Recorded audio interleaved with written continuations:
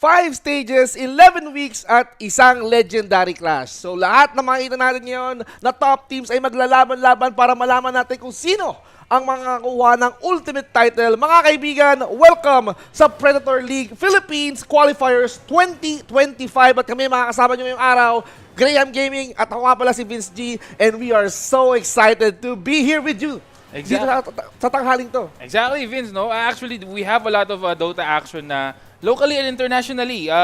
Currently ongoing yung PGL Wallachia, which is the tournament after TI. So interesting enough, no, after the patch, nagkaroon ng malaking tournament. And right now, we are experiencing a rebirth of a meta. So it's actually a new meta that is currently ongoing, not only on the international scene, but also on pubs. No? I've been playing a lot of pubs, and the heroes are totally different mula nung before TI na nilalaro and ngayong TI. So, or not ngayon TI, or after TI. So yeah, it's kind of interesting, and we are interested to see as well kung ano ang gagawin ng ating mga teams for this afternoon. Ang dami natin pwede makita dito, no? Itong mga aspiring teams natin coming in from different parts of the country. Ngayon, may pagkakataon sila na patunayan ang kanilang mga sarili dito sa ating Predator League. Of course, we're getting ready for 2025, no? Kahit Exactly.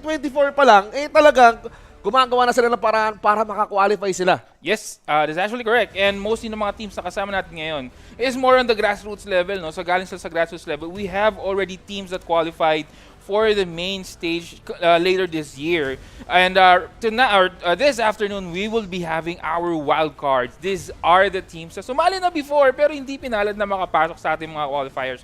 But this afternoon, they will have another chance to go at that title. Grabe, no? Binigyan ka pa ng second chance, no? This is not the end for them, and this would be, of course, the redemption. Ika nga, no? Yes. Kung hindi sila tagumpay sa una, meron pa sila magkakataon, and that is today. We are going to see those 3 teams na mag-a-advance sa ating next stage, no? And that is going to happen later on. But, you know, let's talk about this tournament dahil, of course, itong ating Predator Gaming is authorized to officiate ang itong Predator League PH 2025 as an official tournament registered under the approval of the games and amusement boards in the Philippines. Exactly. So, very legit itong ating tournament this afternoon. And before anything else, and syempre sa ating mga manonood dyan sa bahay, for you guys to have an idea on how this tournament has gone and is still going, we'll show you a video on how the tournament structure is. Let's go.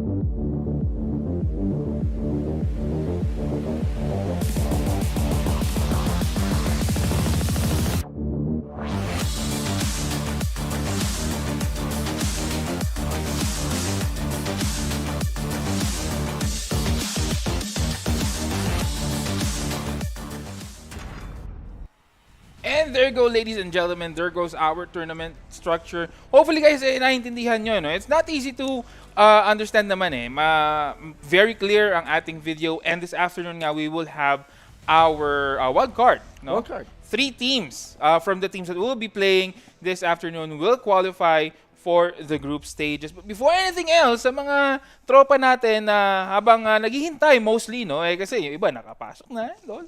And sa mga bahay, sa mga viewers natin dyan sa bahay, you guys can actually avail of the 3-month PC Game Pass that we have right here. So you can play 100 AAA games, guys. 100 AAA games. Napakalaki niyan, no? If you avail of our Game Pass. So, this is your sign to subscribe to PC Game Pass. Get your free 3 months with every purchase of a Predator laptop. Check out any Acer Predator laptop now. Kaya ano pa hinihintay nyo? Kung may bago kayong Predator laptop, no? Ito na yung pagkakataon nyo para ma-redeem yung 3 buwan na solid, libre.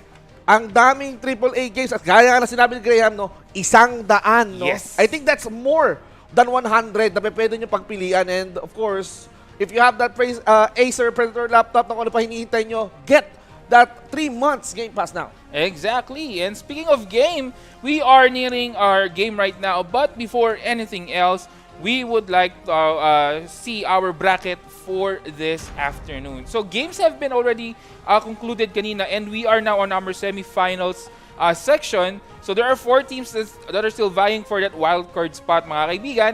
We have Crayon Lab Esports, Bulok Gaming, which will have our first game this afternoon, and then we have Kings and Dark Horse later. Now, kung sino man na makapasok dun sa, or kung sino man ang matalo dun sa first 2 games natin, we'll have a battle for third later on to determine who will be the third team who will qualify for the wildcards. 4 na teams ang makikita natin ngayong araw, pero 3 sa kanila ang mag-a-advance. That means wala silang dapat na dahilan upang matalo, no? Because this is their final shot. If they win yung semifinals na to, no, that means they'll be advancing doon sa wildcard. Pero if they lose in that semifinals, well, meron pa sila magkakataon because of course, ang ating unang schedule na maglalaban for today is Crayon Lab Esports up against Bulok Gaming, and then up next is going to be Kings and Dark Horse. Pero sabi ko nga kanina, Graham, no, hindi pa to tapos para sa mga teams na hindi papalarin sa kanilang serye because meron pa tayong battle for third kung sino sa kanila ang mag-a-advance sa wildcard. Exactly. So sabi nga ni Vince, out of the 4 teams, isa lang yung malalagay. No? Very unfortunate for that team.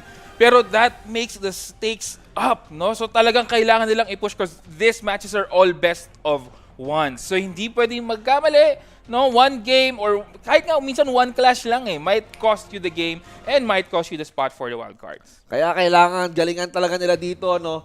Kailangan sa draft pa lang, Graham, siguraduhin na nilang makukuha nila ang magandang composition ng hero, yung pinaka-best na nila kailangan nilang gamitin dito in order for them to advance doon sa wildcard. Who doesn't want to advance, di ba? Because eto na yung ticket mo patungo doon sa top 4 na nag-aabang na nga dito yung isang team which is si Execration.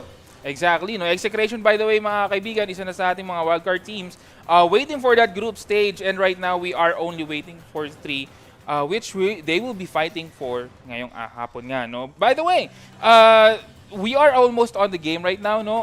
The first game would be Crayon Lab and Bulok Gaming, no? So we're just waiting for it to start. But the thing is, sabi ko nga kanina, I'm quite excited kasi I've been watching yung tournaments internationally, and we shifted to a very familiar meta na meron tayo ngayon. We're back to the stacks meta. Nako, ito na nga yung sinasabi natin, no? They wanted to at least get the most out of that. And we're talking about stacks meta, that means we're gonna be seeing a lot of effort coming in from the support. Of course, everyone, ngayon, nakita natin dito, they're stacking for each team, at kailangan mo talaga is either ibigay mo sa pinaka-carry mo yung stacks, or kung ikaw yung kalaban, mas masarap kung makukuha mo. Exactly, and that is why we have the Bristleback ban. No? Alam naman natin na Bristleback is actually 1 very good in taking stacks, 2 very good in stealing stacks as well. So, although minsan I've seen flex pick being used sa Bristleback wherein they put it on pause for support, and then they pick for a different facet. No, yung gu yung inaano nila yung facet. So, yeah, it's very interesting to see how they will actually adjust right now, lalo na naban etong Bristleback. Of course, Bristleback, one of those good heroes. And gaya nga na-mention mo, no, ever since this year, yung addition ng facets, no, it has been a big game changer. Exactly. Kumbaga sa Dota. Kung ika nga, no, hindi ka lang nag-i-stick sa isang kakayahan ng isang hero. You can choose its different path. Kunwari, if you want Bristleback to unleash insane amount of goo, well, yun na nga sinasabi mo. For position 4, Bristleback, it's gonna work. But for that, alam ng Bulok Gaming yan, they removed that hero for that pool, and of course a lot of heroes that has a very useful facets nababan pa rin. Of course, relevant in the meta, we've got Naga and Doom plus yung Sand King, which is really good at clearing the creep waves, no? Kasi alam naman natin yung facet dito, it's all about the Sandstorm. Exactly, the Sandstorm. And also, one item na actually, as far as I know, pinahina siya dun sa recent patch, which is yung Bloodstone.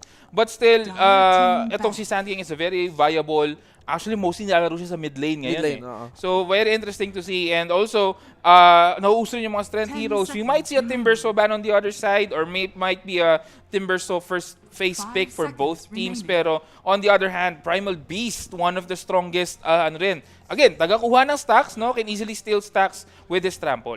Naku, dabog-dabog lang to kapag kay Primal Beast, no? Yes. After watch out for that, Crayon Lab naman, meron pa silang isang ban na kailangan alisin dito. Isang hero na pwede nilang alisin sa pool ng Bulok Gaming, and I wonder who will that be. You've got the Naga. Ang pinaka-ayaw mo sa isang Naga Siren, even though na napakakati nito when it comes to farming, because alam natin na mabilis na mag-farm, is yung ultimate niya, yung Song of the Siren na pwede pang disable, Pango.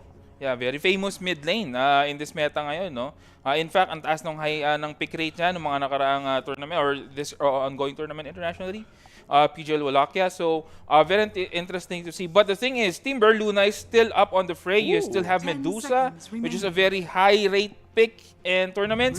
And I believe I've seen some games nila nung mga nakaraan. Clockwork, also a very good post for lately with the buff on his cogs, no? Ang ganda nung pause for Clockwork dito. But most of the teams in PGL Wallachia is actually vying for a less rack counter for this Clockwork, no? Picking that yung kanyang Diabolic Edict facet wherein hindi na siya tumatama sa buildings, nagko-concentrate na lang siya sa heroes. So that's actually a counter pick when it comes dito sa Clockwork pick kasi once you got Cog, Lesha can simply just all out put that Diabolic Edict And mauunang mamatay si Clockwork doon. Well, maganda yun. Actually, no? If they manage to pick that Leshrac, para mong hinamon nitong si Clockwork na parang sigurado ka ba na ako yung ikukulong mo?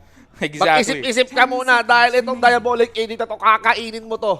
Diba? Yes. So, for them, they have to think twice. But for Bulok Gaming, that's a good answer.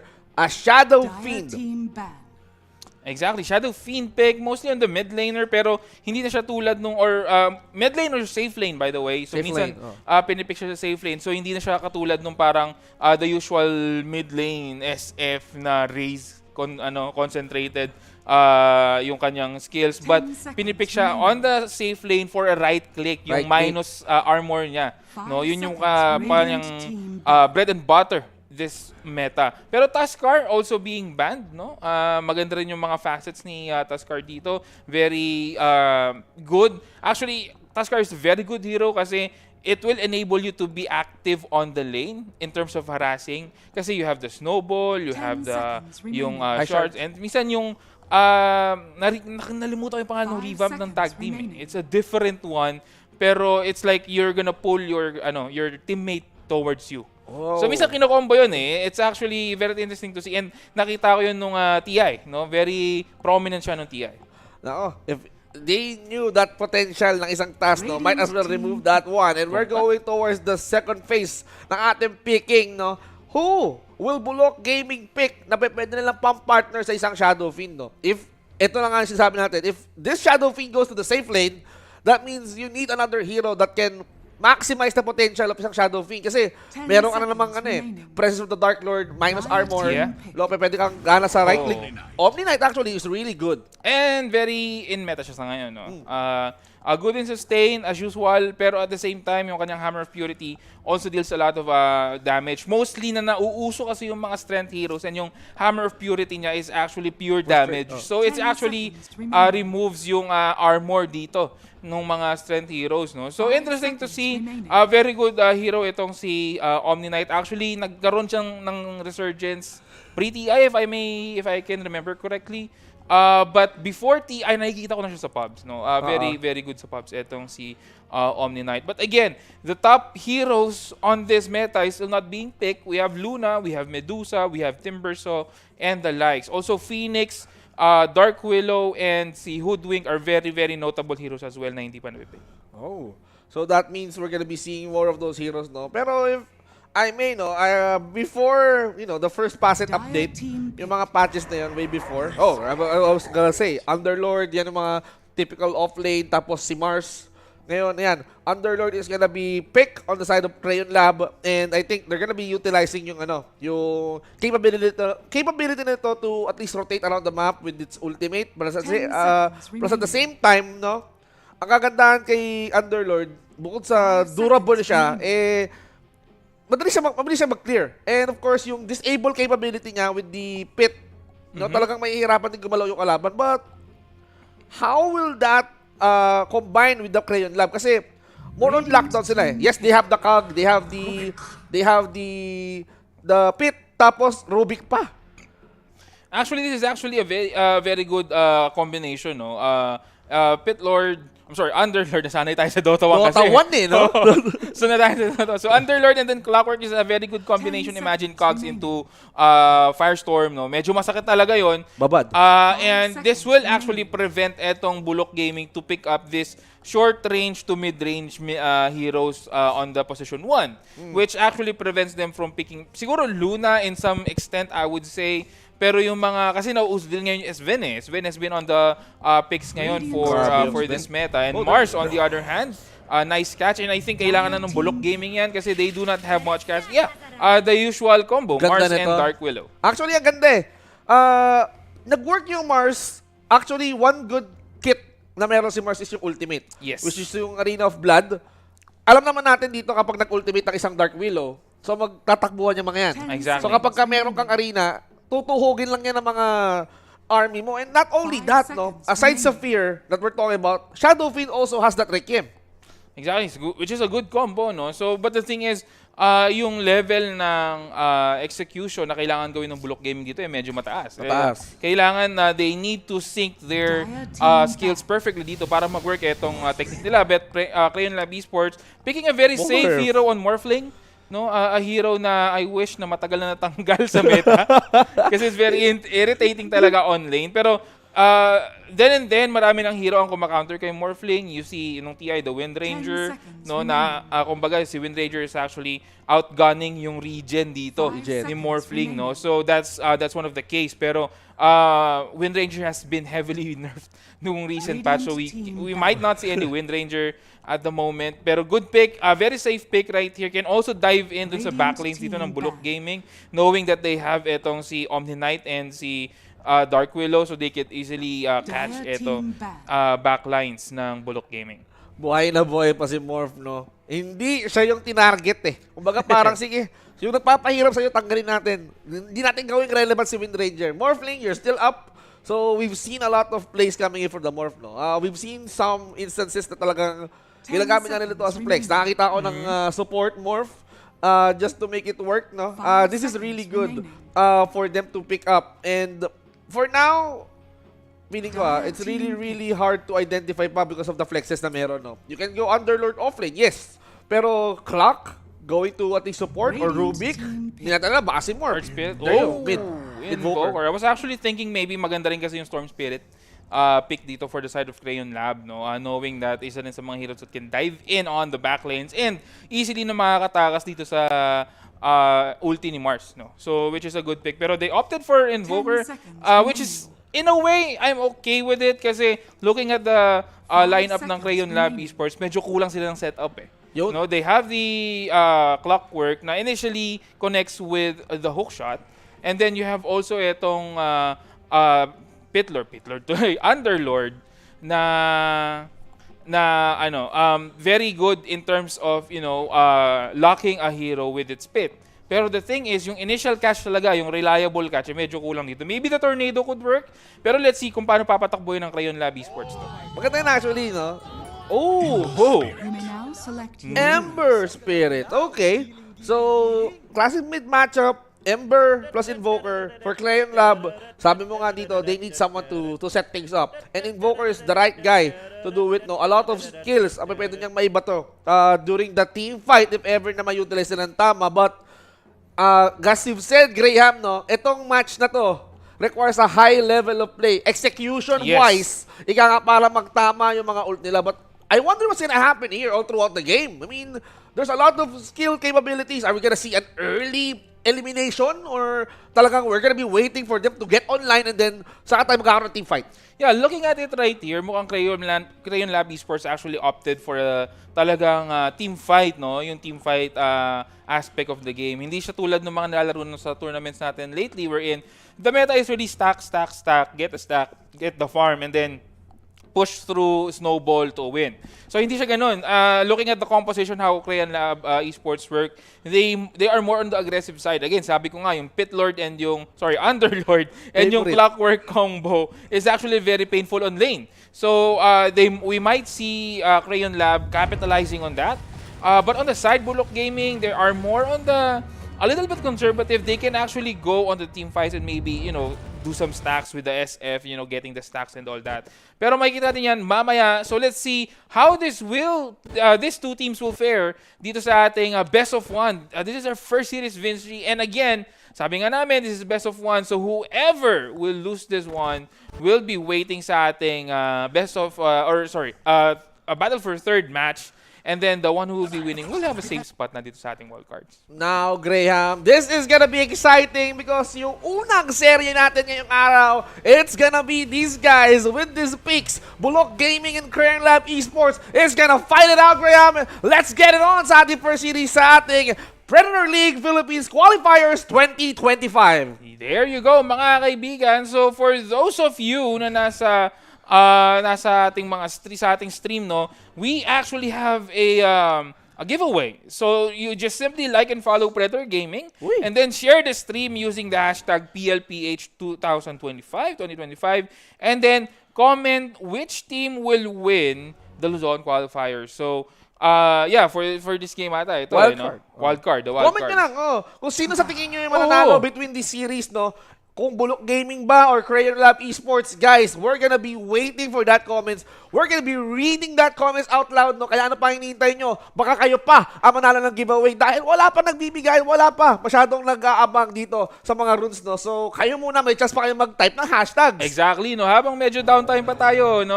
Negative 0 seconds pa ang ating match, no? You have the time to share, like and follow yung page ng Predator Gaming.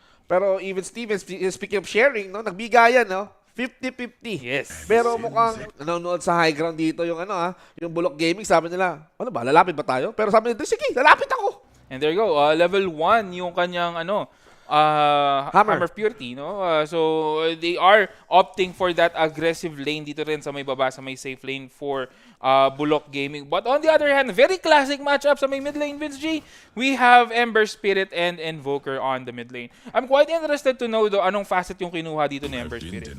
Well, for Invoker, this is gonna be risky. Alam naman natin dito na since the update of the Invoker, no, dati, if you're gonna be going on Quas or if you're gonna be spamming the Qs, no? Yeah. Meron niyang heal eh. Pero ngayon, ako, mahihirapan ka mag-heal up lalo na kapag ganitong harassments ang marataka mo kay Ember Spirit. You need to find a way to sustain yourself lalo na kung katapat mo, sinusunog ka lang naman. Exactly, no? Pero interesting na itong si Clockwork is nilagay nila sa 5. So Rubik is actually on the 4. I don't know.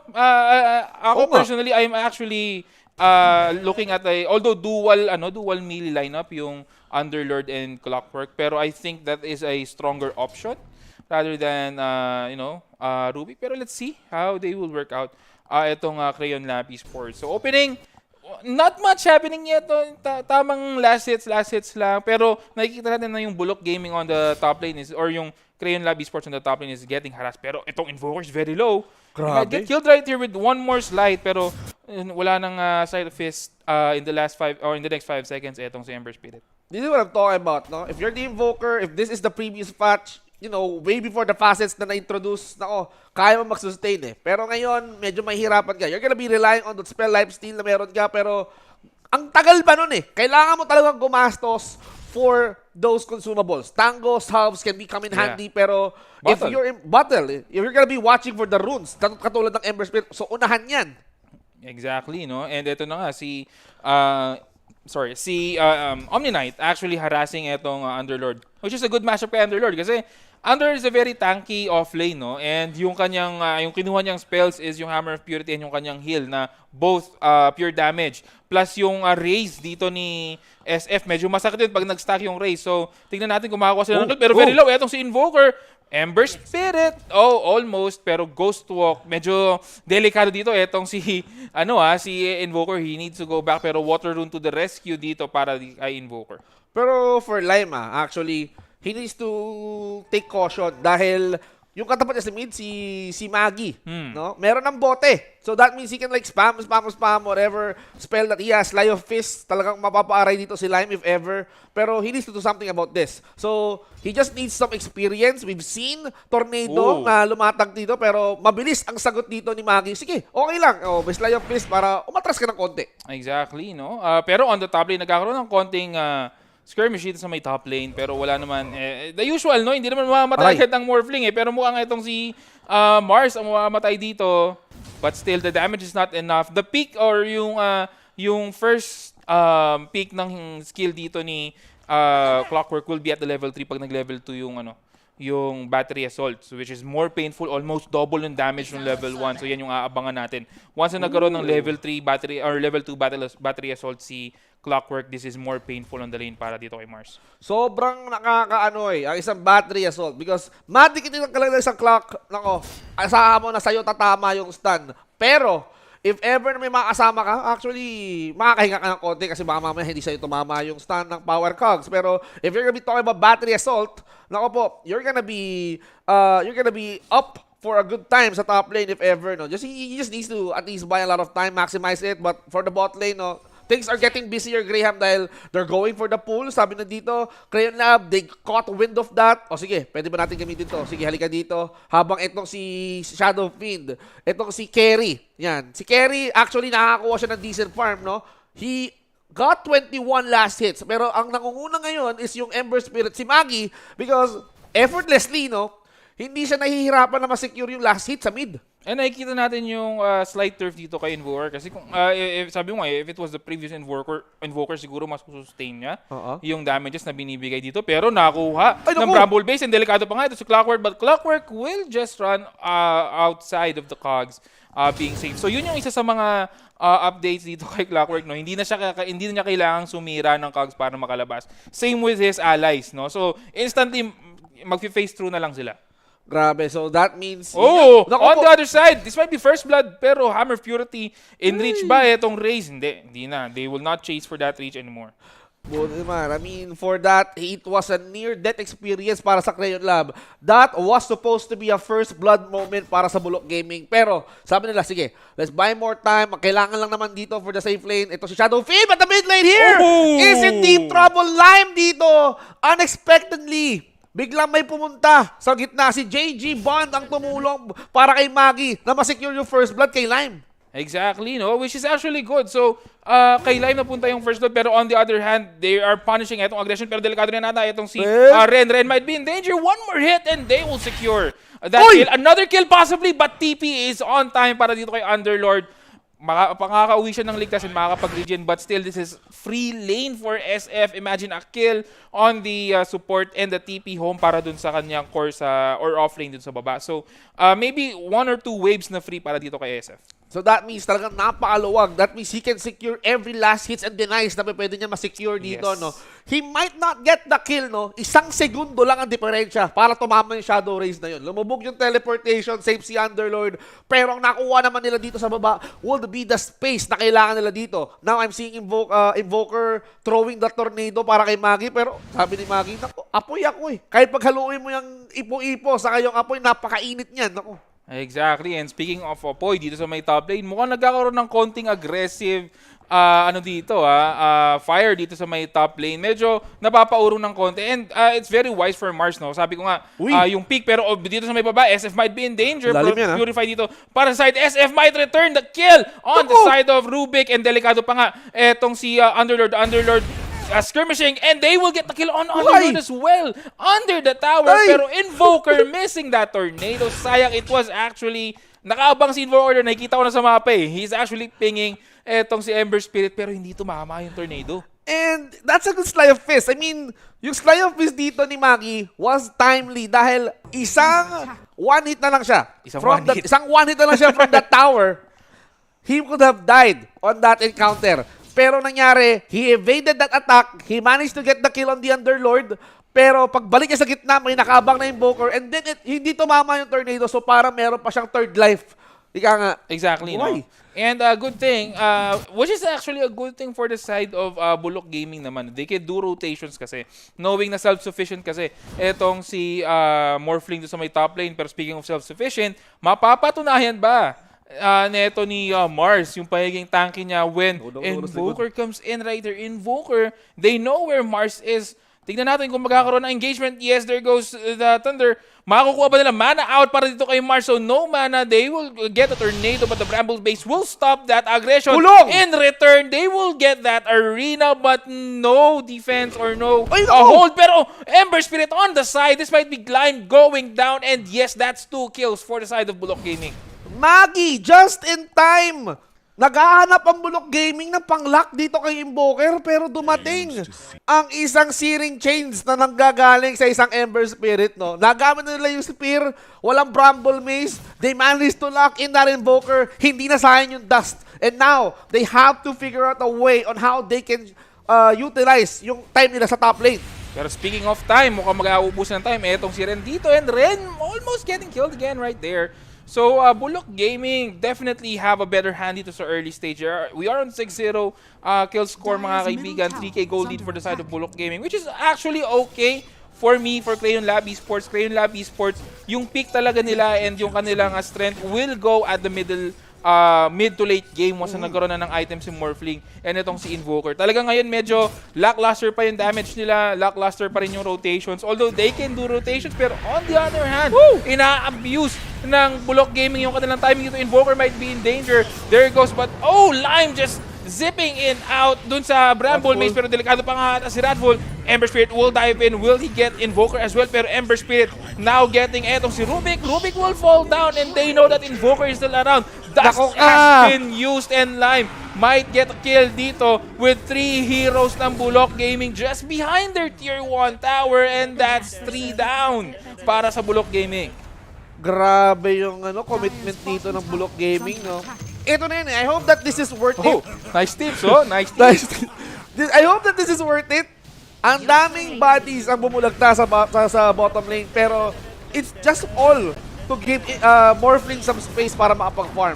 At ang sabi mo nga dito, mid-game ang pinaka-peak ng Crayon Lab para mag-ingay, no? Pero for now, habang hindi pa nila oras, sabi nila Bulok Gaming, sige, hindi pa naman maingay eh. Kami muna mag-iingay for the early game. Oo, pero the thing is, ang masama naman dito for the side of Crayon Lab Gaming, if they keep giving up kills dito, medyo hindi rin maganda kasi yung kanilang item timings is madali ng madali. Speaking of item timings, mukhang etong si Invoker, tinatagtad na naman neto ni Ember Spirit, but Ember Spirit will just slide of his Remnant out possibly, pero back up right now para sa side ng Bulok Gaming. Dark Willow just behind Bramble Maze will not hit on anyone, pero etong Searing Chains will hit dito kay Clockwork. Delikado na naman etong si Lime. Etong Ember Spirit still chasing Lime. There goes a sleight of fist, but will there be enough mana and HP for survival? Pero on the other hand, humahabol na nga.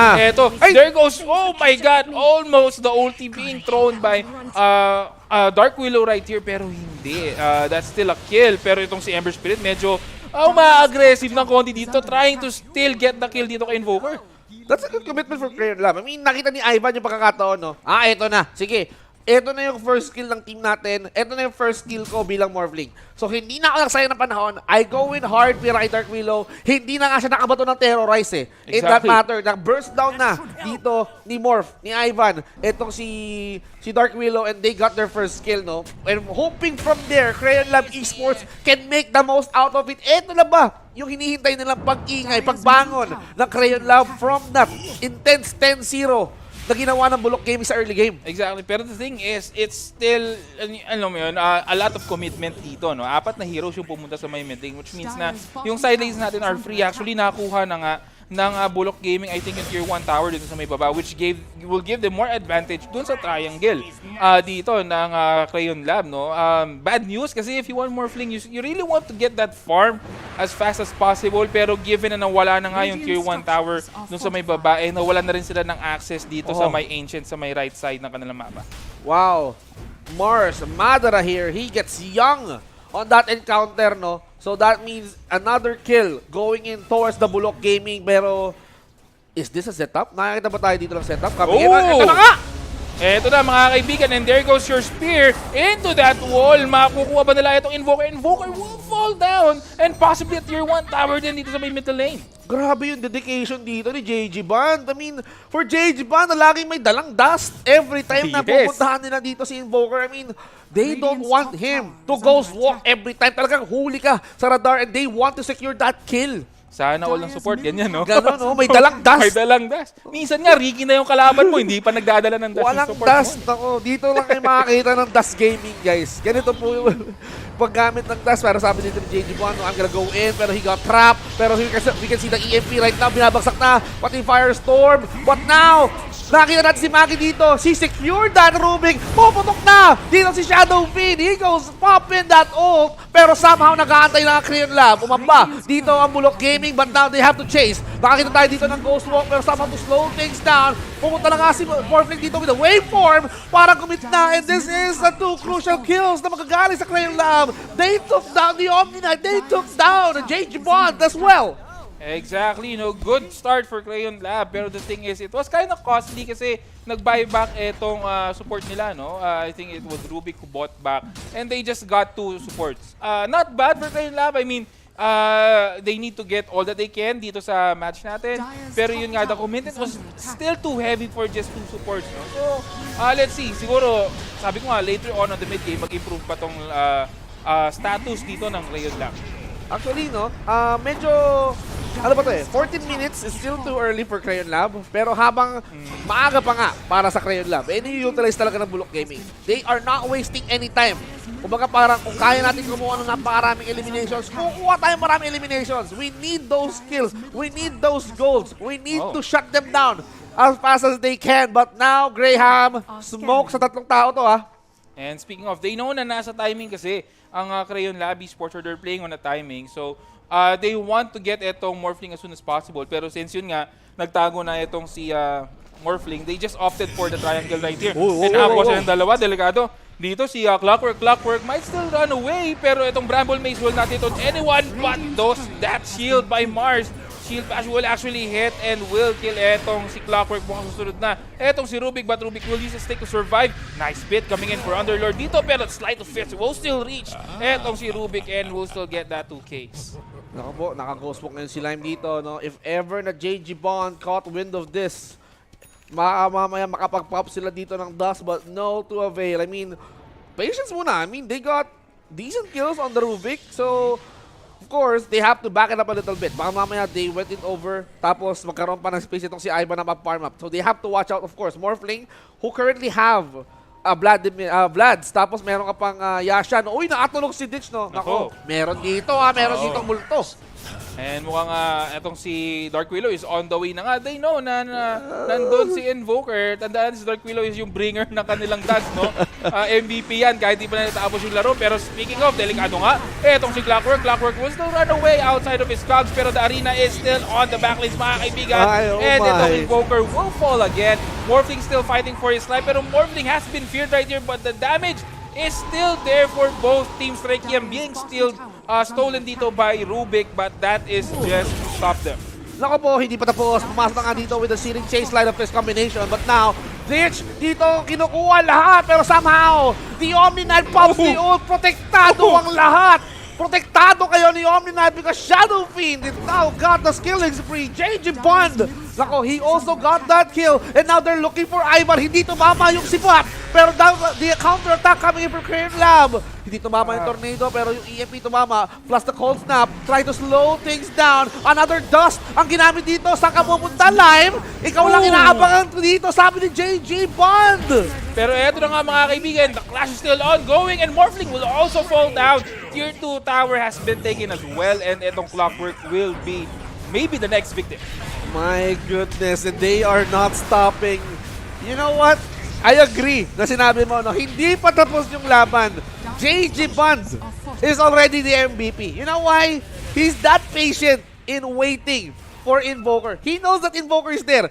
He managed to get kills. Alam natin dito, may potential talaga na makakuha ng kills dito si Dark Willow. Pero no, alam niya pa rin talaga na Okay, meron pa rin ditong Invoker na sobrang nakakairita when it comes to skills. Pero he pop in that dust and then -1 ulit. Namatay na nga at nabuhay din si Invoker doon. Oo, Pero kaka-respawn eh. wala eh. No? Etong Bulok Gaming is just too strong right now para sa Crayon Lab. And in fact, they're gonna get itong tier 3 tower, possibly aiming to get more control on the map dito. Pero eto na nga, Morphling. They are going in hard for the Morphling. Hindi na nga siya binigyan ng pagkakataon para magpakunat with the strength form. Pero Maki is now going at it as well. Hinahanap niya ng tamang target dito. He goes in for the Rubik. Sinunod na nga lang niya. At eto na nga yung mga remnants going in, going out. Hinahabol na nga nila dito si Young. And Young has more time to go back. May nakikita na nga ako portal dito. Hinakuha ng order na nga dito. Si Kuya mo Clockwork. And now, Shadow Fiend unleashes a lot of right clicks. Nandito tayo sa loob ng arena.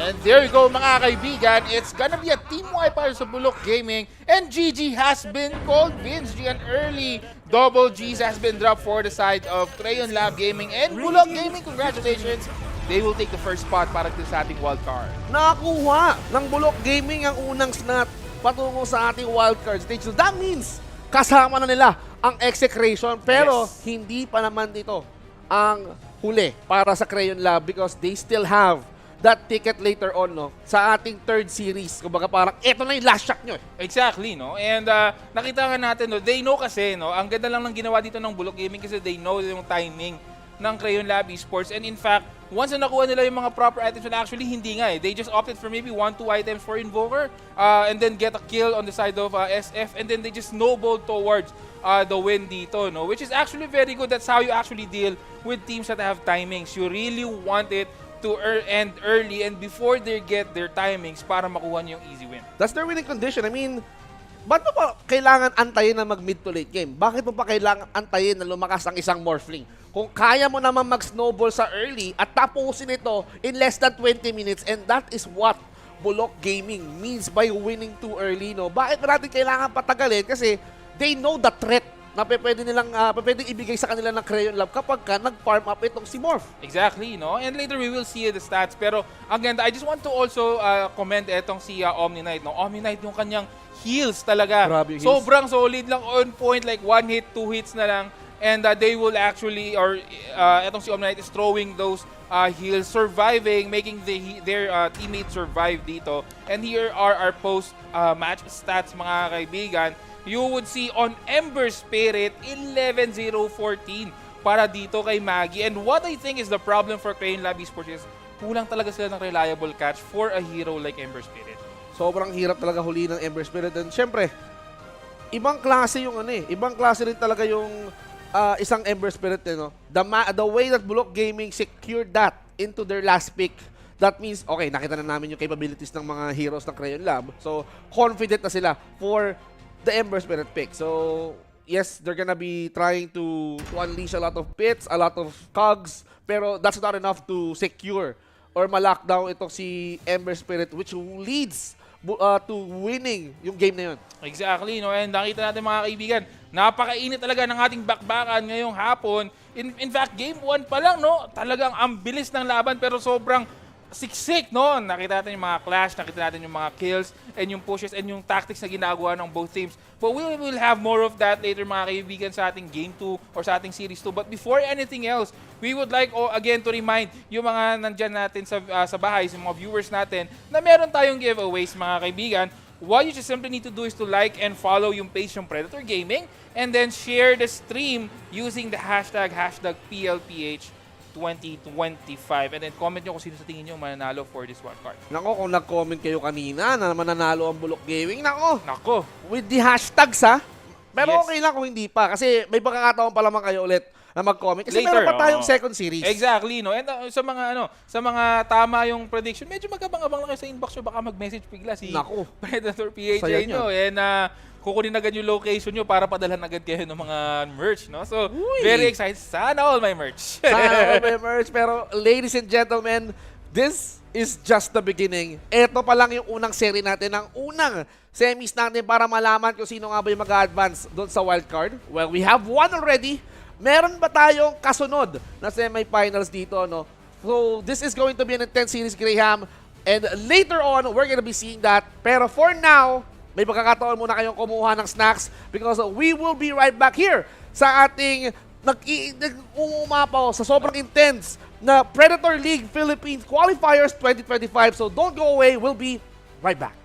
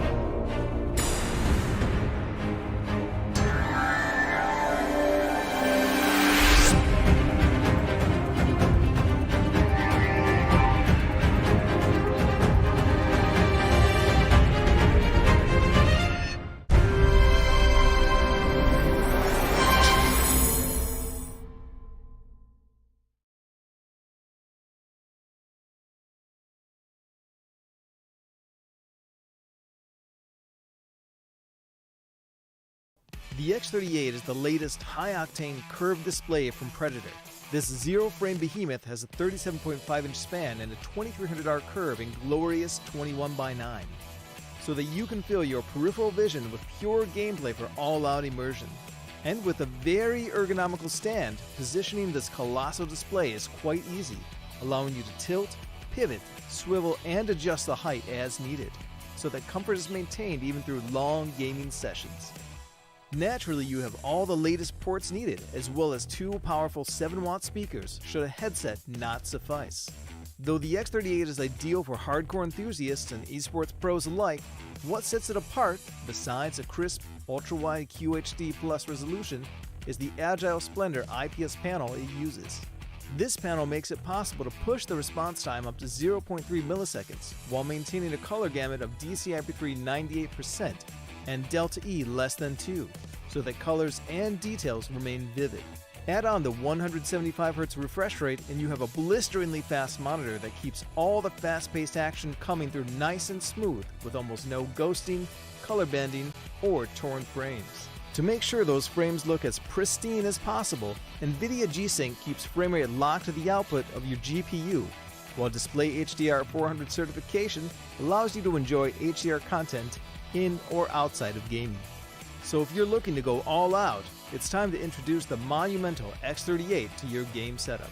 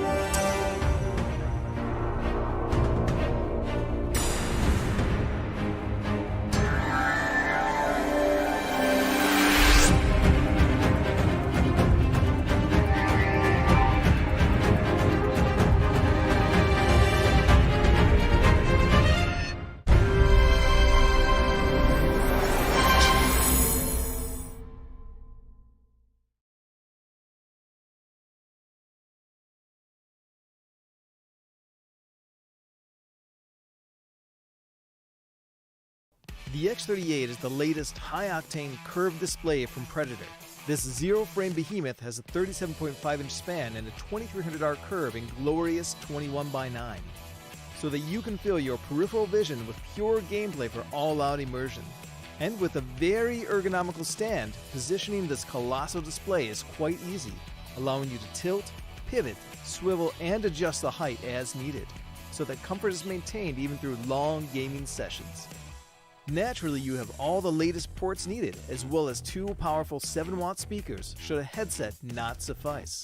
Though the X38 is ideal for hardcore enthusiasts and esports pros alike, what sets it apart, besides a crisp, ultra-wide QHD Plus resolution, is the Agile Splendor IPS panel it uses.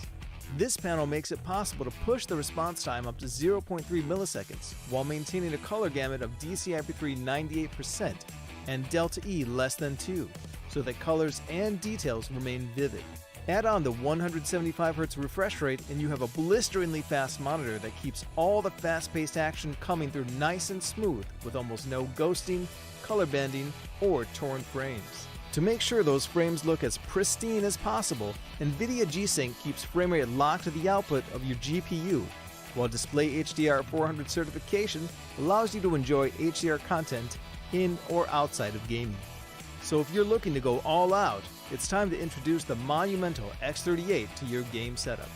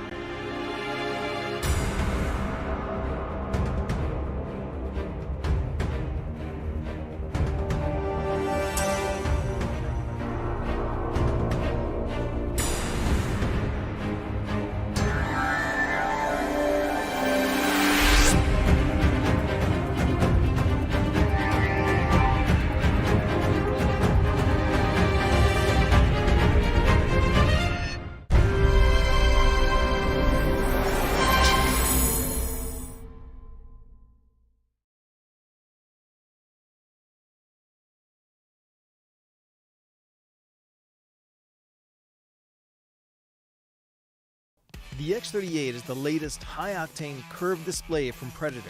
This zero-frame behemoth has a 37.5-inch span and a 2300R curve in glorious 21:9, so that you can feel your peripheral vision with pure gameplay for all-out immersion. And with a very ergonomical stand, positioning this colossal display is quite easy, allowing you to tilt, pivot, swivel, and adjust the height as needed, so that comfort is maintained even through long gaming sessions. Naturally, you have all the latest ports needed, as well as two powerful 7-watt speakers should a headset not suffice. Though the X38 is ideal for hardcore enthusiasts and esports pros alike, what sets it apart, besides a crisp, ultra-wide QHD Plus resolution, is the Agile Splendor IPS panel it uses. This panel makes it possible to push the response time up to 0.3 milliseconds, while maintaining a color gamut of DCI-P3 98% and Delta E less than 2, so that colors and details remain vivid. Add on the 175Hz refresh rate and you have a blisteringly fast monitor that keeps all the fast-paced action coming through nice and smooth with almost no ghosting, color bending, or torn frames. To make sure those frames look as pristine as possible, NVIDIA G-Sync keeps frame rate locked to the output of your GPU, while Display HDR 400 certification allows you to enjoy HDR content in or outside of gaming. So if you're looking to go all out, it's time to introduce the monumental X38 to your game setup.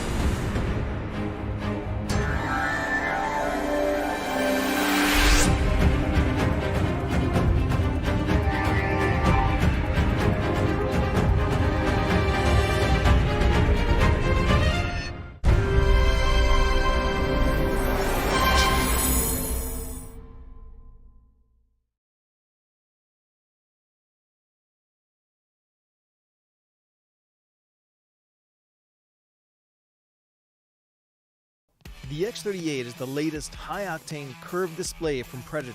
This zero-frame behemoth has a 37.5-inch span and a 2300R curve in glorious 21:9, so that you can fill your peripheral vision with pure gameplay for all-out immersion.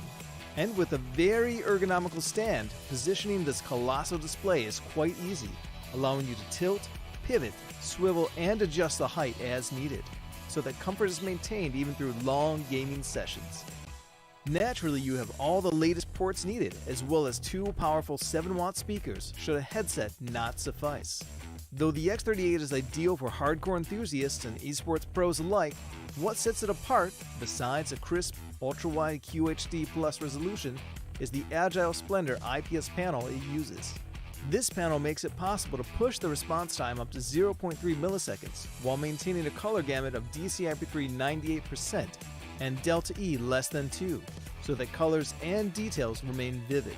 Add on the 175Hz refresh rate and you have a blisteringly fast monitor that keeps all the fast-paced action coming through nice and smooth with almost no ghosting, color bending, or torn frames. To make sure those frames look as pristine as possible, NVIDIA G-Sync keeps frame rate locked to the output of your GPU, while Display HDR 400 certification allows you to enjoy HDR content in or outside of gaming.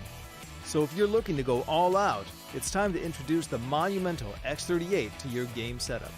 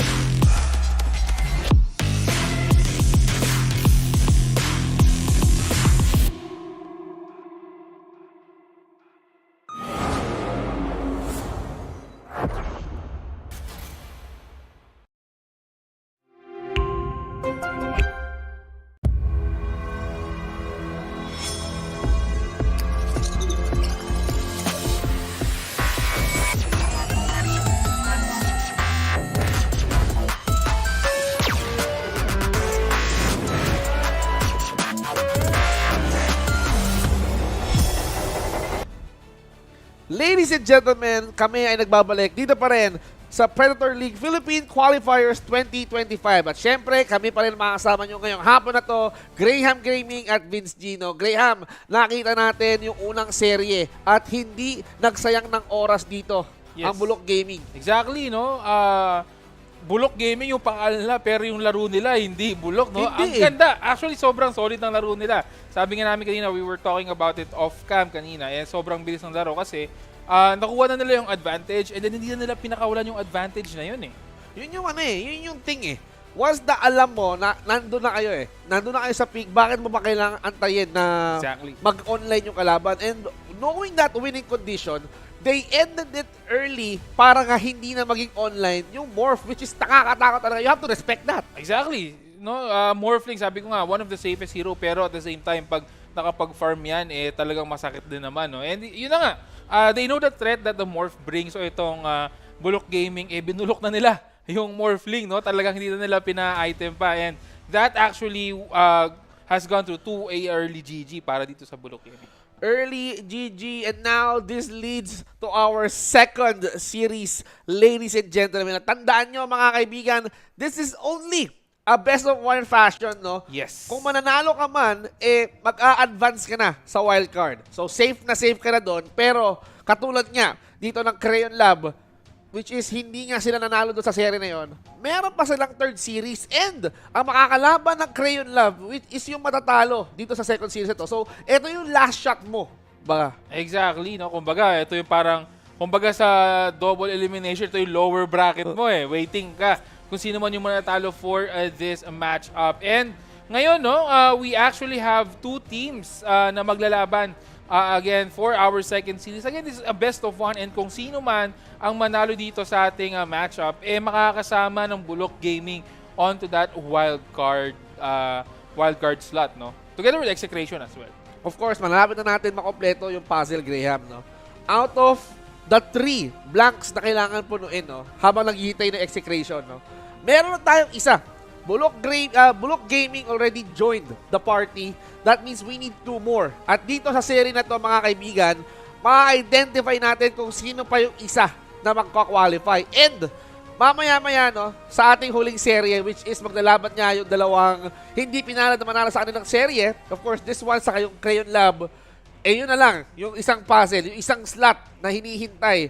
Kumbaga, kung sino manalo doon sa dalawang teams na yon, they will be the last team to go into our wildcard, no? Ibang klase itong ating Predator League for 2025, no? Ngayon, 2024 pa lang, Graham. Sinisimulan na natin. 2025, di ba? Oo. Baga, pinapainit na natin mga kaibigan itong 2025 para dito sa ating Dota tournaments. Actually, hindi lang itong Predator League, marami pang upcoming tournaments in the coming months, so abang-abangan nyo yan. Pero, before anything else, Predator Gaming is authorized to officiate Predator League PH 2025 as an official tournament registered under the approval of Games and Amusement Board in the Philippines. Yun, so that means talagang we are supervised dito by the Games and Amusement Board, no? So mga kaibigan na yan, Games and Amusement Board po, sila po yung nag-make sure na, of course, itong mga players natin talagang nag-regulate or nag-follow sa mga rules na in-implement ni GAB, ni Games and Amusement Board, no? Exactly. So, having that kind of committee talaga, it made sure na everyone is in for that fair play, no? So, magandang tanghali po sa mga nanonood from the Games and Amusement Board. Binabati po namin kayo. And of course, everyone who's currently watching here right now, inaabangan nga nila kung sino nga may mananalo sa serie nito. Of course, inaabangan nila manalo, pwede nga nila supportan sa comment section. Yes. And the best thing for you to support yung kanyang mga favorite teams dito is by joining yung ating giveaway, di ba? Exactly, no? We actually have a giveaway, mga kaibigan. So if interested kayo manalo ng mga merch, so what you just simply need to do is to like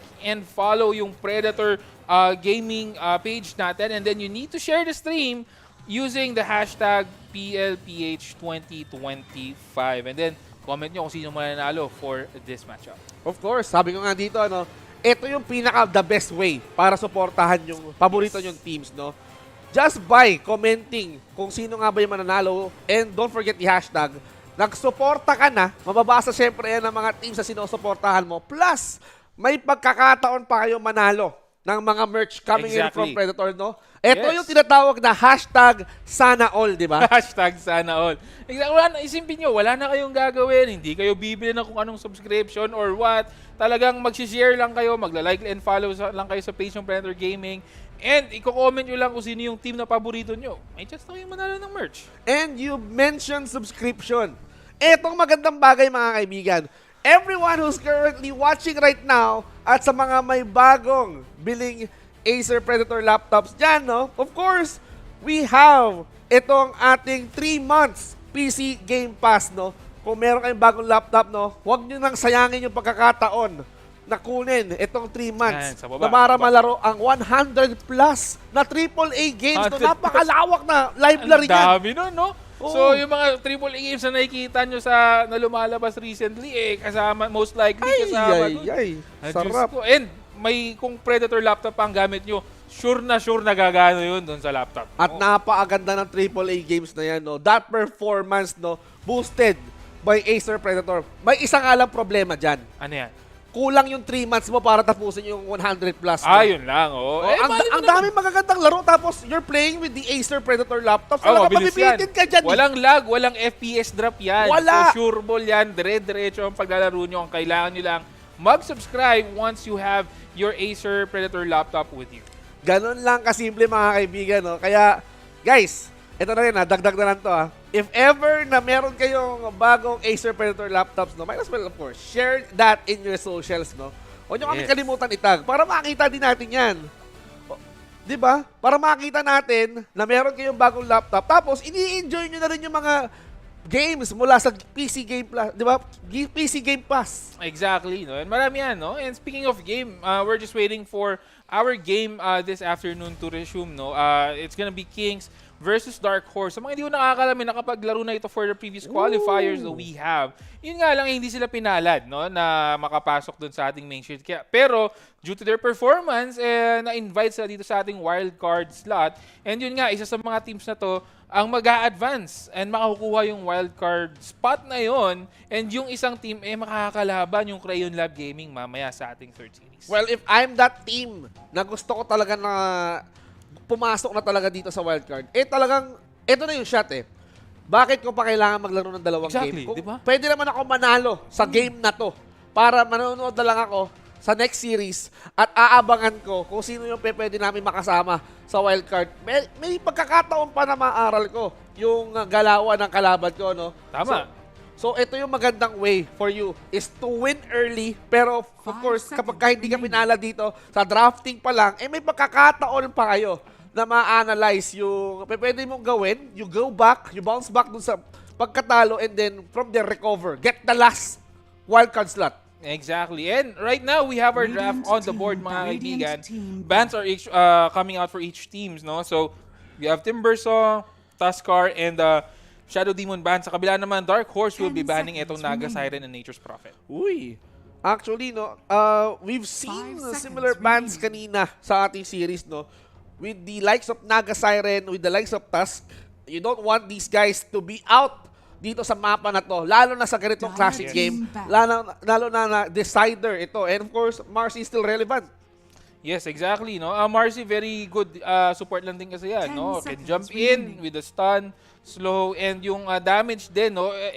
Si Marcy is one of the supports na pwedeng mag-transition into carry later into the game kung talagang nagkakahirapan na. So, yeah, and an automatic Omni Knight ban na pinag-usapan nga natin kanina off-cam na how good Omni Knight is sa lane and sa clash kasi yung mga saves niya, sa mga heal and all. So, good ban coming in dito for Dark Horse, and they're gonna pick a very staple hero na meron tayo for the tournaments, hindi lang dito locally, also internationally, Clockwork. Lusot ang Clockwork. Yeah. So that means 2 out of 3 series natin siya makikita dito. But the last time we checked on the Clockwork, it was not that kind of successful. Yeah. So hopefully, ang Dark Horse may iniisip din. Same side din, their side din, ang Clockwork. Last game, pero hopefully, I think Dark Horse, meron sila dito ang naiisip na pwedeng i-partner up. No? They remove the Omni Knight. Alam naman natin dito, nakita natin dito, Graham, kung gaano kakate ang isang Omni Knight. But I'm kind of like curious dito sa Trend Protector. We all know that Trend Protector is your get-to-go guy na kailangan mo when it comes to healing towers hero globally na hindi mo na kailangan pumunta dun sa lane. Di ba? Yung kaganda sa Trend Protector. And, of course, yung team-fight presence niya when it comes to the overgrowth can set things up. So, kulang pa. I wanted to see more na pwedeng kapartner ni Trent dito. Actually, no, Trent is a very good support hero. Yun nga lang, sabi mo, he needs a +1. +1. Kailangan ng +1 dito ni Trend Protector. But also, Trend Protector actually prevents itong mga heroes na nagtatrive sa minus armor. Like si TA, Shadow Fiend, no? Kasi yung kanyang overgrowth, yung kanyang heal also gives yung hinihil niya armor. So the thing is, kung meron ka, let's say, Slardar, na, Slardar is still being picked, no? Almost manenegate yung ulti ni Slardar with dito kay Trend Protector. So, picking this Trend Protector is very wise kasi it eliminates a lot of options para sa side ng Dark Horse. So, A was pick talaga to. No? So, Yes. that's one good thing kay Trend Protector. No? The support that it gives, no? Even though nawala yung kamag-anak niyang puno, si Nature's Prophet. No? I've heard na ang Nature's Prophet, no, pinipili to most of the time because of the Ironwood Trend. Actually, na sobrang kunat talaga. Oh, and kahit sa TI, no, very prominent pick etong si Trend Protector. Yun nga, yung Ironwood Trend na facet niya talaga. Makunat na kasi talaga yung kanyang, yung kanyang summoning, no, yung kanyang summon. So, the thing is, partnered with the Roshan's banner, which is right now being also, has been reworked, na kung saan, pag within the radius ng Roshan's banner, any units nyo, no, including summoned units and all, is invulnerable. Grabe, no? So, Ironwood, makunat, tapos invulnerable ka pa? Talk about na sobrang hirap mo batayan. And you've been looking for this hero earlier on, but right now, may pagkakataon tayo makita ang isang Luna sa game na to. Very, again, prominent hero in tournaments internationally and locally. Luna, fast farming hero, no, mabilis siya mag-farm due to the glaives. Malakas yung damage niya early, mid to late game. Pero the thing is, pag na-halt or napigilan siya to go to a higher level of being a carry or tier +1 hero, medyo nahirapan siya doon. On the other side, Darkseer, again, another staple off lane para dito sa side ng Dark Horse, no. Solid yung Darkseer ngayon. Yung Ion Shell na I think rework or buff ata na ginawa sa kanya for the previous patch is actually very good against very tanky heroes. Also, anti-initiation siya. So, when it comes to saying na, let's say Kings actually picked up someone na mag-initiate, pwede siya mag-counter-initiate with the Vac Wall combo. Ganda talaga ng Darkseer when it comes to having that useful skill kits, no? Of course, you have the sprint, pang takbuhan to. It's either you sprint, patakas, you sprint, papasok, para makapag-initiate ng vacuum, of course, vacuum wall combo. And then, Ion Shell, it's a given. Sobrang gandang kit nun to harass your opponents. You can provide Ion Shell kay Clockwork, no, para siya na lang yung tatrabaho. Sige, I'm gonna count my opponent and then didikit lang ako. Pero, it can also work on Enchantress. Exactly. Diba? With the untouchable Enchantress, tapos may Ion Shell ka pa, sino ba naman lang may gustong atake si Enchantress? Literal na untouchable na talaga, di ba? So, which is actually very good. On the other side, Batrider, I think this will be a mid lane Batrider. Although, nilalaro din naman siya sa support. Pero mostly kasi higher percentage ng mga naglalaro ngayon sa high MMR pubs is picking Batrider for the mid lane, just only for the catch. Pero, eto na nga sinasabi ko, Puck. So, Puck will be moving on the mid lane. And then itong si Batrider possibly on the support. Possibly post 4 or post 5 siguro. Tumabi na, sabi, hindi ka na pwede mag-mid Batrider, akin na to. Sige, useful ang isang Batrider because alam naman natin dito yung harassment sa pwede i-provide. Firefly is one, of course, yung flaming lasso na disable na pwede mong gawin dito para hilahin yung kalaban mo, which is really good for heroes like, of course, Enchantress, kung gusto mo siyang i-focus. Di ba? Maganda rin to, of course, kay Tiny, if ever na gusto mo talaga atakin yung Tiny, but you have to think twice kasi alam naman natin dito na Tiny is still that hard kind of guy. Gawa sa bato yan. Plus, of course, yung return ng kanyang favorite skill. Kragi Yung exterior, Kragi. diba? No. So, sobrang solid din ng Tiny. Pero I just have a problem with the lineup ng Dark Horse dito. Looking at it, medyo nagkukulang sila sa damage department, no? Although, yes, may burst kasi yung Tiny. Pero after ng Avalanche toss, no?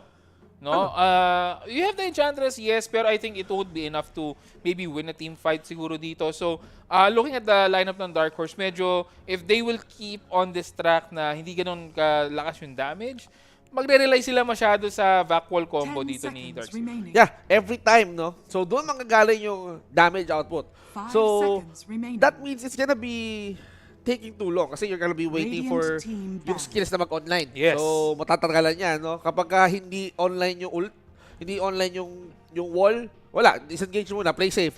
So, medyo mahihirapan sila dito. Pero I am most likely keeping an eye doon sa last pick ng Dark Horse. So, it's either pick a carry na sobrang 10 lakas seconds right click Yes. in that presence. Kasi if you got the avalanche toss 5 kay Tiny, seconds remaining. syempre you need someone na taga-bira from the backline, and I think this guy, itong last pick na to would be the kit for the Dark Horse. And speaking of those right-click heroes na Yeah, pwede yeah. sa backline, Binabay na nga. Medusa tinanggal eh. Yeah, Medusa and Slark, no? Very good heroes dito sa ating meta ngayon. Pero yun nga, I think one thing na medyo kulang pa ang Dark Horse dito other than the damage is yung lockdown na pwedeng i-provide nila, no? Yeah, again, Clockwork naman ganun ka-lockdown. Pero Morphling, okay. Not a good pick, not a bad pick either. Siguro I would say a safe pick. Pero it could have been better siguro. Maybe an Sven would do. Sven. You know, knowing 10 na, seconds you know, may remaining. slow, may catch. So, pwedeng pang follow-up si Sven. Pero since 5 kung mas dito sila mas seconds remaining. komportable and they think they would win with the Morph then, so why not, diba? Good pick din naman ng Morph.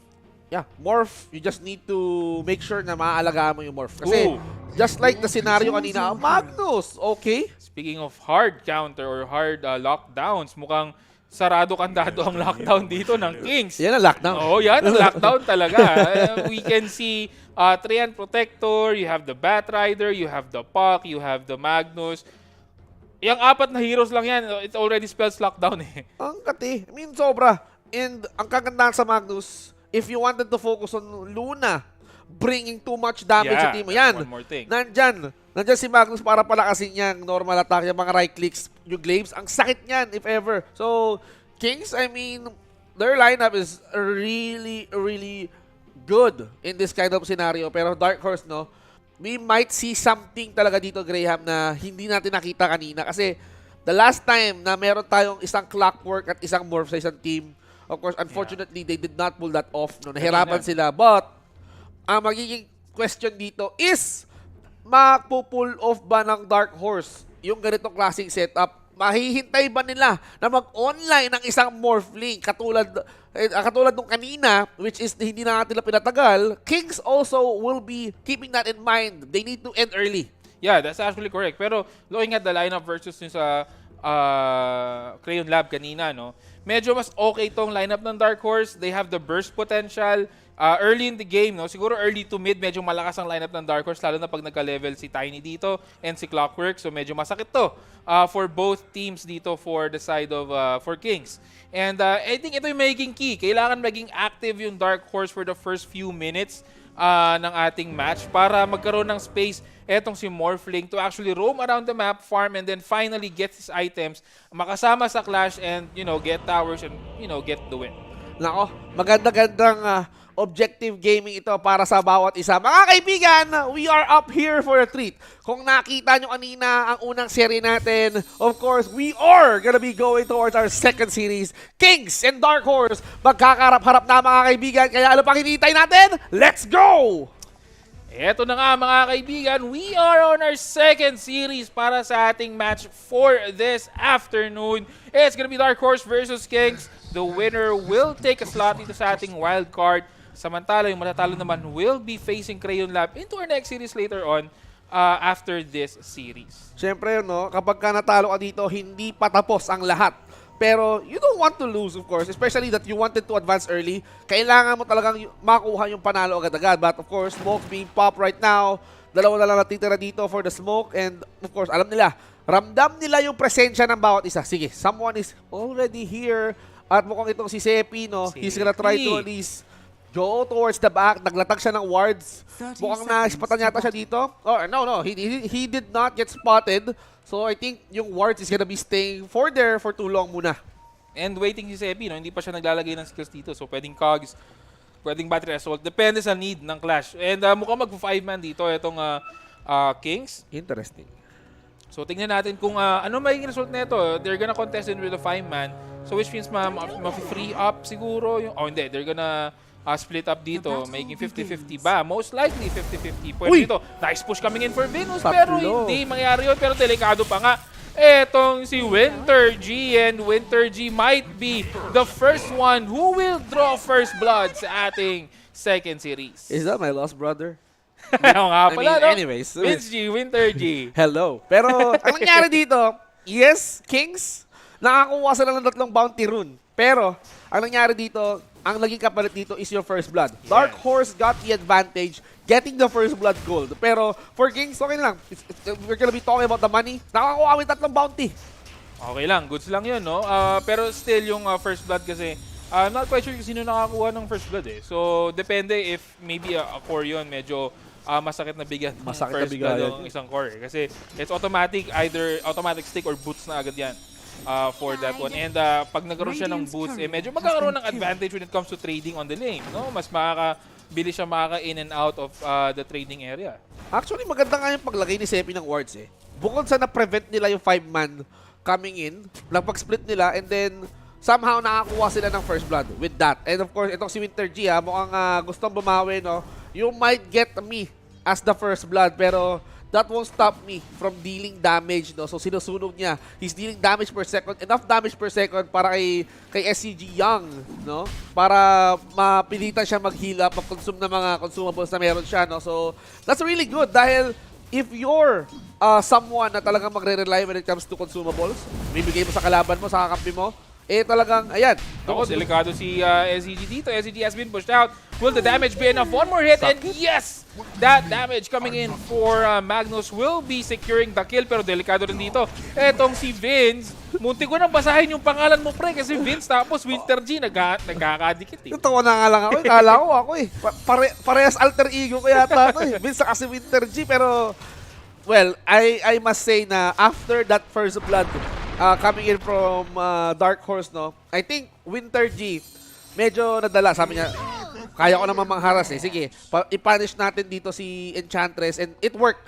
Sabi ko nga dito, it's either you force Enchantress to eat a tango or probably, wala, tanggapin niya na yung kapalala niya. And he took the fall because Magnus, alam niya eh. Sabi niya, sayang to. Kunin na natin tong kill, and they did. Yes, and they actually did. Pero ito sa mid lane matchup natin is gonna be Puck versus Tiny. Surprisingly, etong si Tiny is getting ahead of Puck, no? Knowing na range si Puck. Although yung damage kasi na pinoprovide nung tree grab initially, they can actually easily get etong last hits para sa side ni Tiny dito. No? Mas malaki yung damage na binibigay ni Tiny on the creeps. Pero eto na nga, mukhang etong Dark Horse push back netong on the top lane, delikado na naman. Etong si Vince, hinaharap siya ni Winter G dito, pero will the damage be enough? Magnus will just be busy just getting those last hits on the side. So tamang haras lang, no? Just ma-intimidate lang etong Dark Horse to get their last hits. Actually, that's good eh. Kasi the way you harass yung safe lane ng Dark Horse, that means you're pushing them back. Yeah. So, kung hindi sila magko-consider na mag-regen ng buhay, mapapahamak sila eh. And for more, ayaw niya yan. Kailangan niya mas maging maingat dito. Kasi if he took the fall, madedelay yung farm niya. Pero bot lane, Eto na nga, bot lane mga kaibigan. Etong si Seppi will actually fall down. Pero etong Ion Chal is still dealing damage para dito kay Mankey. Mankey will he take more damage pero mukhang mas mabilis etong si TE, and he will just actually run off. Pero the damage is still being dished out dito by Luna. He will run away. Surge is not available yet. Pero eto na nga, darating na etong si Clockwork. Will there be revenge kill dito? Clockwork still chasing pero nakita na ang ni galing Luna to. Itong si CH, no, itong si Trend Protector somehow, even though without his presence, no, nagbigay siya ng konting buhay kay Mankey. Nakita mo yung huling hininga ng Leech Seed, yes. diba? Naabot pa eh. Somehow, it made them hesitate na habulin pa ba natin to si Luna. Sige, wag na muna yan, no. Interesting ako. Saan Sa facet nanggagaling? yata yan ni Trent yun. Parang sa facet ata ni Trent yung Leech Seed na yun. Bukod sa may Leech Seed ka na skill, may Leech Seed ka pa siguro. Nagiging global ba yung Leech Seed? Baka pagka, malapit sa puno. Siguro. No? Oh. Pero let's check later. Pero speaking of, dito sa may bottom lane, nagkakaroon ng konting harassment pero tamang zone out lang. Ito yung strength din ni Clockwork. Yung kanyang cogs can be used to engage and disengage, no, to zone out pag naharas yung kanyang hero. Pero on the other hand, dito sa may mid lane, lamang pa rin on the last hits board itong si Tiny. So mas nakakapag-secure siya dito. And mukhang uunahin ni Tiny itong face boots. No? Magkaroon na ng konting movement speed advantage just for the chase, lalo na pag na-build up na niya yung avalanche toss combo niya. Nako, remember, nang unang nilabas ang pasit at si Tiny ang pinakapatok, pinakasikat na guy. Dahil sa crash landing niya, mukhang ito na nga, another one bites the dust, pero hindi na siya ganun kasakit. May raindrops. Kaya yan, sa mga nanonood guys, no, huwag niyong kalimutan magbaho ng raindrops, lalo na kung talagang heavy burst damage ang inyong mga katapat sa lane. Malaking tulong yan, no? Malaking tulong talaga yung raindrops na yan. Pwede nga ipagtanggol ng infused raindrops. Kailangan mo talaga yan. Lalo na if you're up against a Tiny, gaya nga sinabi ni Graham dito. High damage dealers, it can like prevent or soak out some magical damage para hindi ka masyadong mamatay. Eto na nga, very aggressive. Etong si Clockwork, delikado dito. Etong si Mankey, but Mankey will just run away. Yung shell damage will secure that kill. Pero on the other hand, etong si Dimok Farm will actually fall down as well and mukhang susunod na nga. Etong si Young Balong, pero Young Balong healing out the damage right here. Pero will the heal be enough? And they will switch to the courier instead. Pero no, they will still get etong si Enchantress dealing out a lot of damage with that Impetus, but the damage will the damage be enough, mga kaibigan?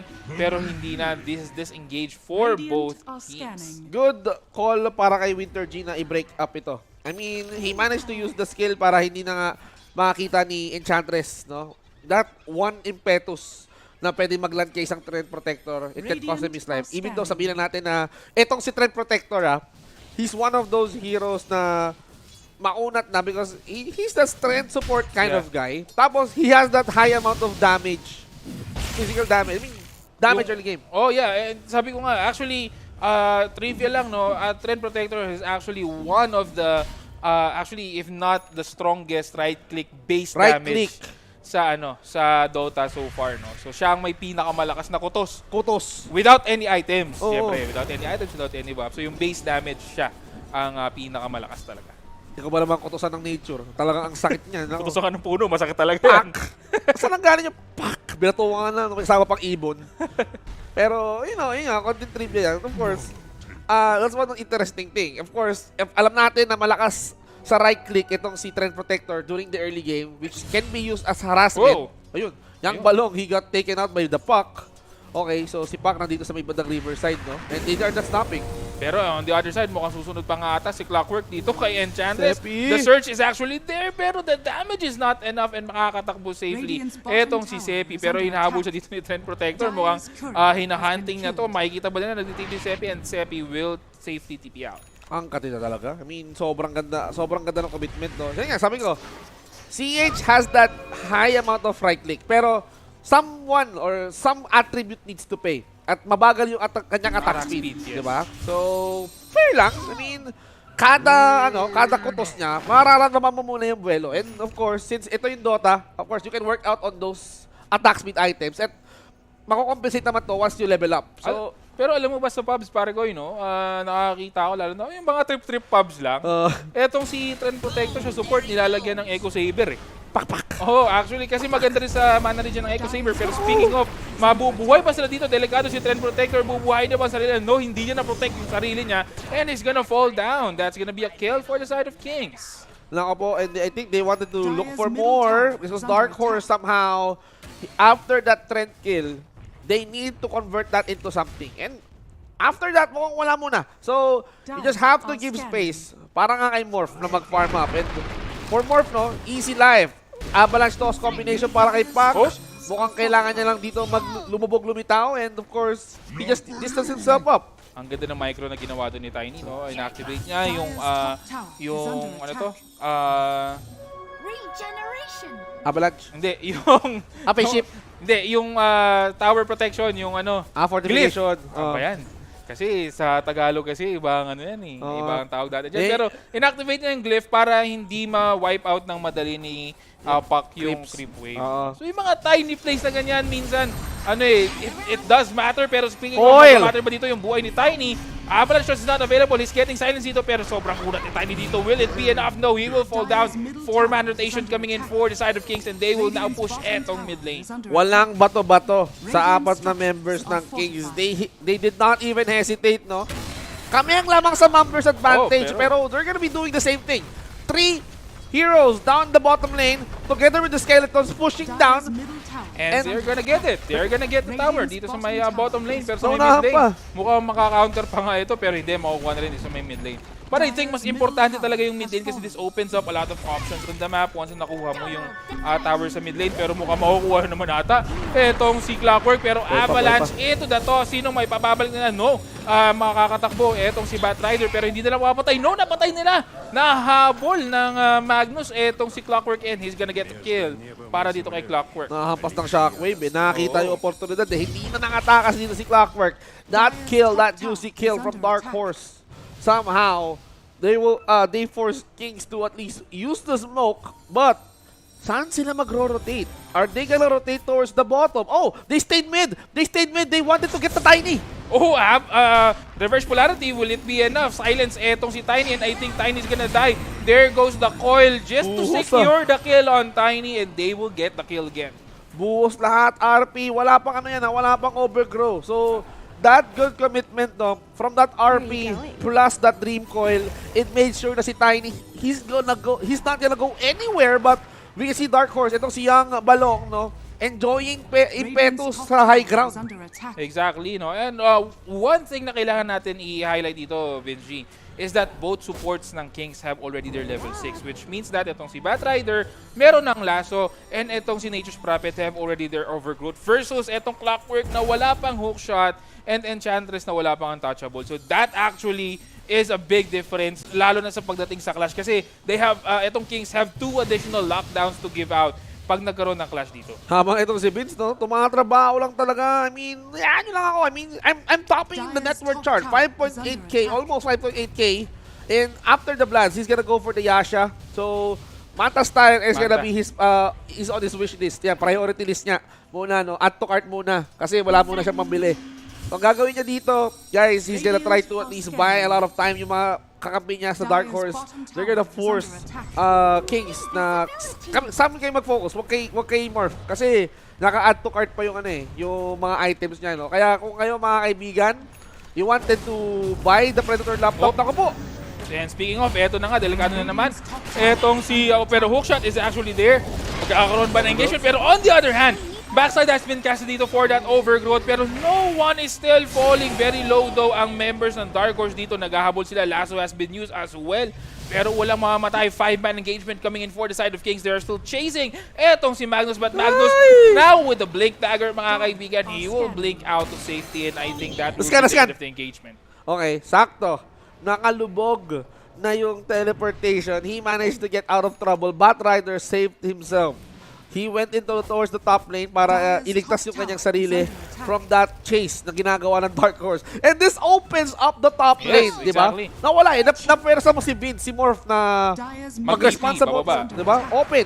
Yes, exactly. And a nice move coming in dito para sa side ng Kings, no? They knew na TP has been expended para mag-respond dun sa baba. Kaya ngayon, they are pushing etong top lane. So this might be a trade dito, pero they're gonna smoke into the portal. Ay, balik tayo. Magkakaroon tayo ng engagement dito. Now with the Blink Dagger on Magnus. So this is additional strength for them, additional lockdown para sa side ng Kings. Balik tayo. So kung nagamit na yung scan, hello, saan ka pupunta? Mr. Dark's here.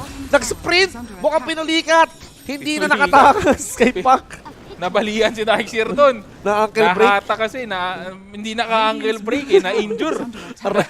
Natapilok yung sprint. Wala eh. I mean, he's up against 4 people with the smoke. That's an unexpected gank coming in from Kings. And right now, Dark Horse, napilitan sila mag-respond. Sige, we need to counter-attack that. Pero on the other hand, mukhang delikado itong si Batrider. But Batrider, a little bit tanky right there. There goes the coin. Mukhang sila pa ata makakakuha ng kill dito. Batrider will actually live. Whoa! Pero there goes your ulti para dito kay Luna. And now in the chase para dito kay Enchantress. Enchantress has been searched out. The damage is still enough. Pero eto na nga, na-corner pa. Etong si Enchantress. Enchantress with that damage will fall down. 3 kills sa Kings. I even thought nakakampihan siya ng Fog. Si Enchantress, hindi siya nakita ni Magnus eh. Baka parang may kakatawa pa mag-juke dito sa puno pero hindi siya makakaligtas. Parang semi nagulat pa nga si Enchantress. Uy, may Magnus. Pero sa harapan ko. Meron pala dito. And yun na nga, no, ang maganda kasi kay Magnus kasi they actually had etong early blink dagger kay Magnus. Imagine 12-11 minutes mark Bilis. on a offlane Magnus. Mabilis 'yun ha. Because of the push. For the blink timing. So ngayon ina-abuse ng Kings yung blink timing na 'yon, no. Nakita natin yung blink has been used to escape. Blink has been used to initiate kanina kay Darkseer and kanina to trap out etong si Enchantress. So with nowhere to go, they trap it out. They managed to get a really good kills para dito sa side ng Dark Horse, no. For Kings, no, they're gonna be utilizing that advantage as well.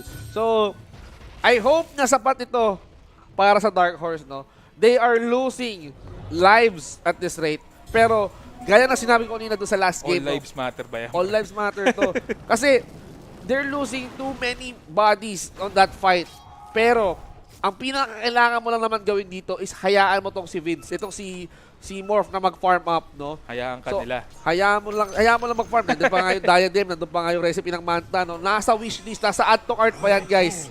So hayaan lang siya mag-ipon para mabili yan. Kaya guys, no, gaya nga na sinabi ko kanina, kung kayo, nasa cart nyo na yung Acer Predator laptop, naku, i-check out nyo na yan. Huwag nyo lang hayaan na nasa cart lang yan. Mga pare ko. Mag-farm kayo katulad ni Morph. Exactly, mag-farm kayo sa totoong buhay. Hindi yung literal na farm. Baka naman magtanim kayo ng kamote sa backdoor nyo. Hindi yan tutubo ng Acer Predator Nakaipon ng 100k sa Dota, no, pinambili.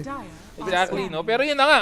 Pero Clockwork, mukhang pa-vis ang maiging item ni Clockwork dito into Solar Crest, I believe. Which is good, a little bit of sustain. Kailangan nila yan, given na medyo malakas yung damage nila.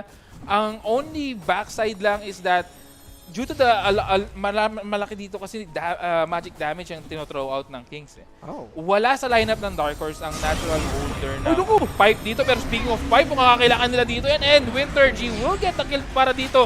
And eto na nga, the coil will catch on to 2 Avalanche Toss defensively. Pero will they have the chase? The chase is now on the go, mga kaibigan. Pero hindi na nila. Pero on the other side, mukhang gusto pa nila.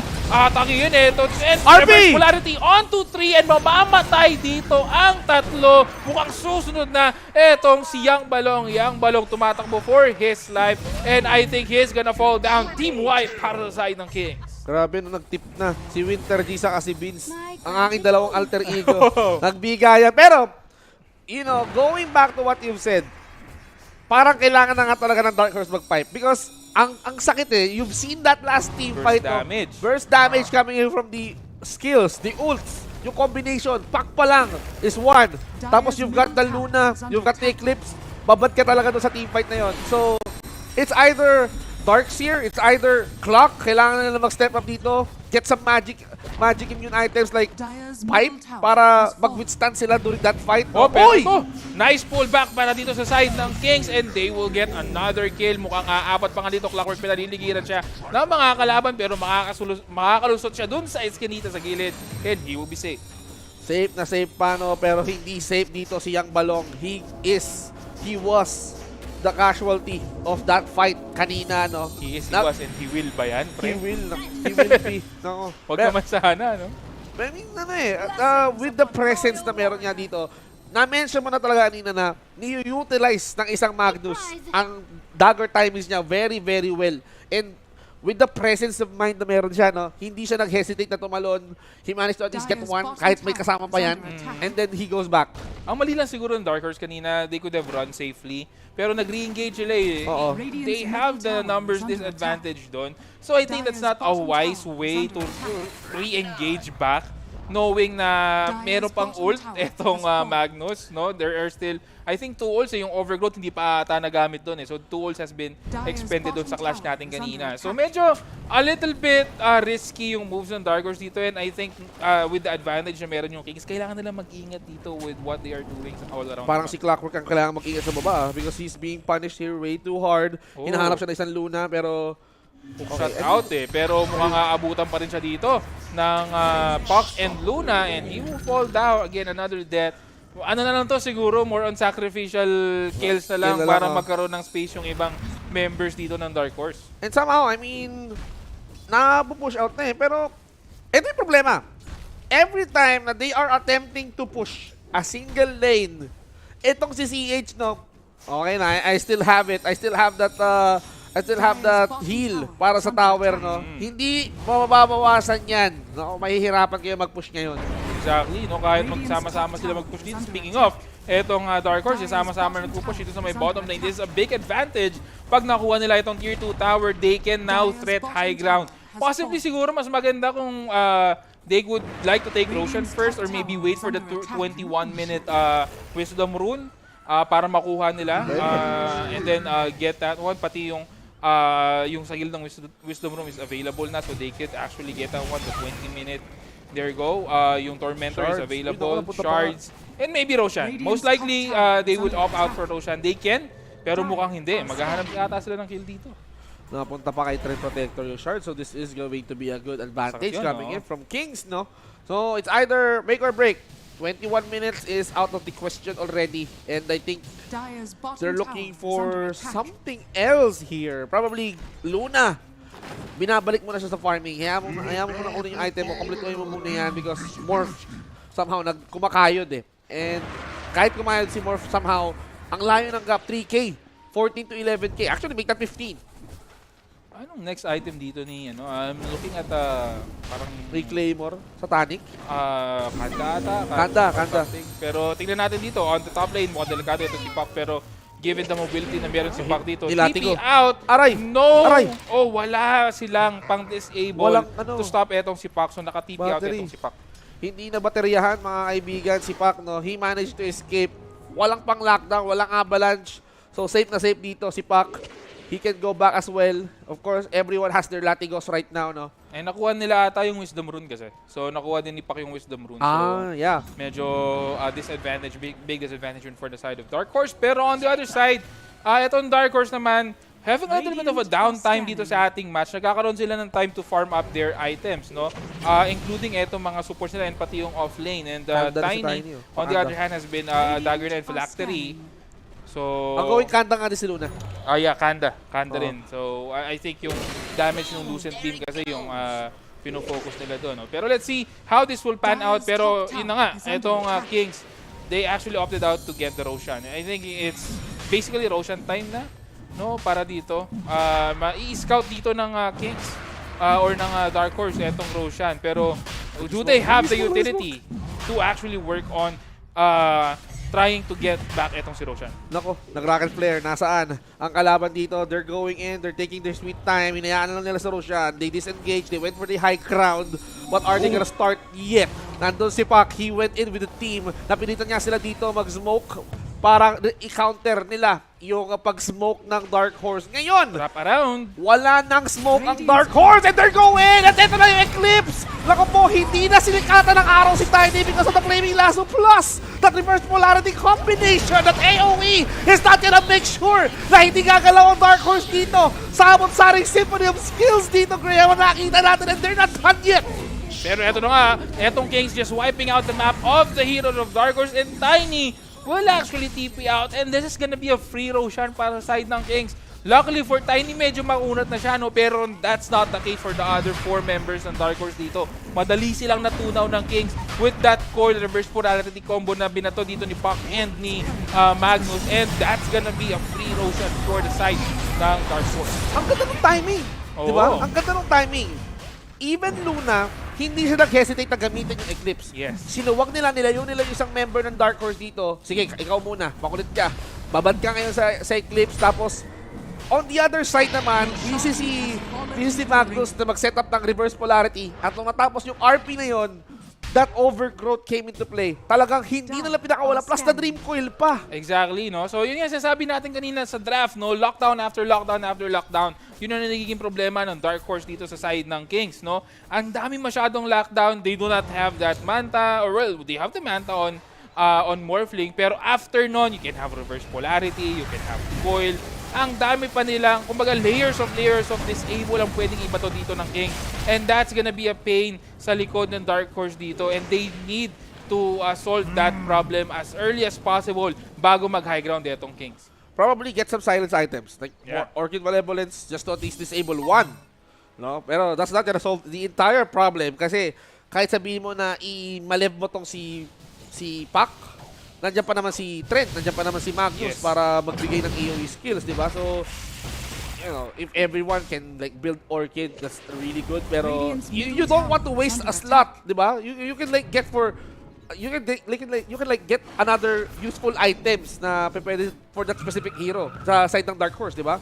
Exactly, no? And I think one option na pwedeng gawin dito ng Dark Horse is for them to create pick-offs, no? Malakas kasi ang Kings talaga when it comes to Clash, 5-man Clash and all. So in those types of lineups, the only counter for those types of lineups are pick-offs. So kailangan solid, at least mabawasan mo ng isa. Actually, kahit makuha mo lang yung Magnus, it's already a big win for you and then find the clash.